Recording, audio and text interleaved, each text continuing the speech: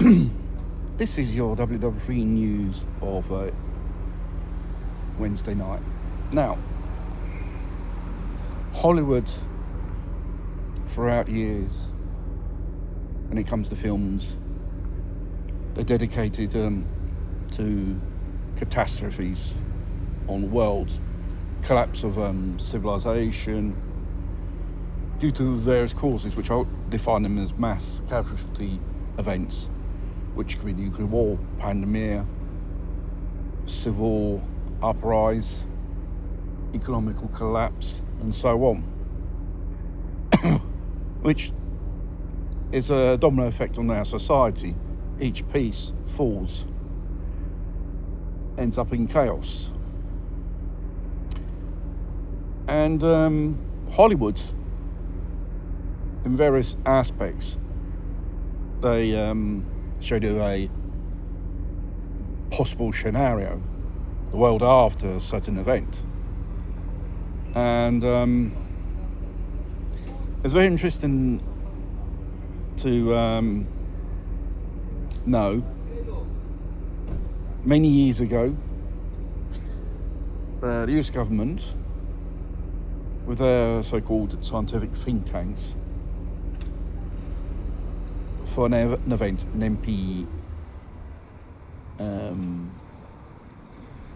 event, that means electromagnetic pulse, if one of those devices was detonated in the high atmosphere of the Earth, anything electrical or electronic in that radius of the area ceased to function, and there will be probably circuits, especially electronics, which are not protected, will be fried, as they say.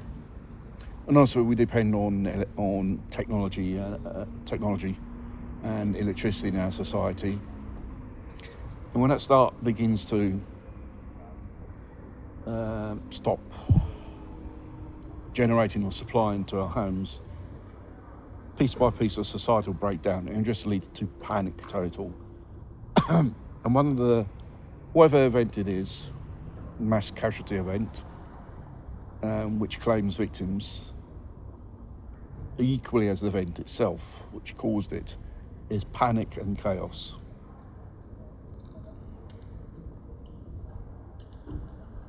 And going back to that think tank of the scientists of America, which actually presented to the American Congress around about 10 years ago, they said 90% of people in America, due to the cause of that event, will perish. Starvation, illness, or being killed, or illnesses of other viruses, and so on. Malnutrition, starvation, it basically is. And these are the same type of effects, whatever event causes that mass casualty event.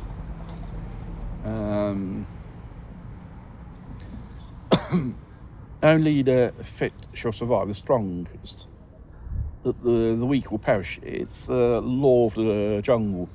In nature, it's always been like this, and it's the same with us. Whether we've been civilized, we're so technological, we've done so many advances, but without that technology, without that civilization, we will return to be primitive.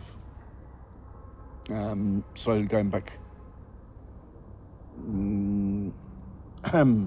more than 40, 50,000 or 60,000 years ago, living in caves, following the herd, whatever it is, to hunt. We'll be nomads again, and we won't be no more probably settlers. Probably some type of agricultural thing some community will probably do, but will that knowledge in that time disappear, or will it be passed on to new generations? That's all a question. If there's enough survivors, without the creature comforts of technology, would just perish. It's simple as that. Our instinct of survival once upon a time is no more strong as it was before, like so many millenniums ago.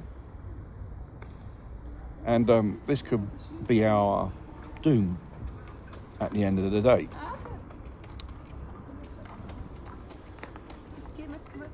The so-called preppers, which are being usually laughed at, they are physically and mentally prepared. They have skills, knowledge to do certain things to survive. A lot more probably using a phone or a computer these days, because probably those things will probably disappear in the ruins. And who knows, probably some future generation or some visitors from outer worlds, you never know, who come to visit the Earth. You never know, we could be totally extinct within 1,000 years. The major part our traces, like buildings, infrastructures, it will be probably overgrown by shrubbery, trees, vegetation, or in decay, because no one to do the maintenance of these infrastructures. And probably, like in the layers of various of the Earth's history, like the dinosaurs, for example, you would have found the bones of these animals. Us, probably very little.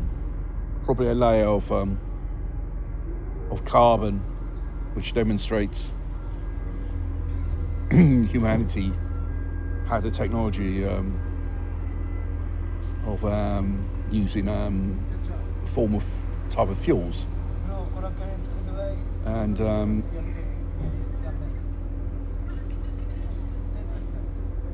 it could be a very frightening idea.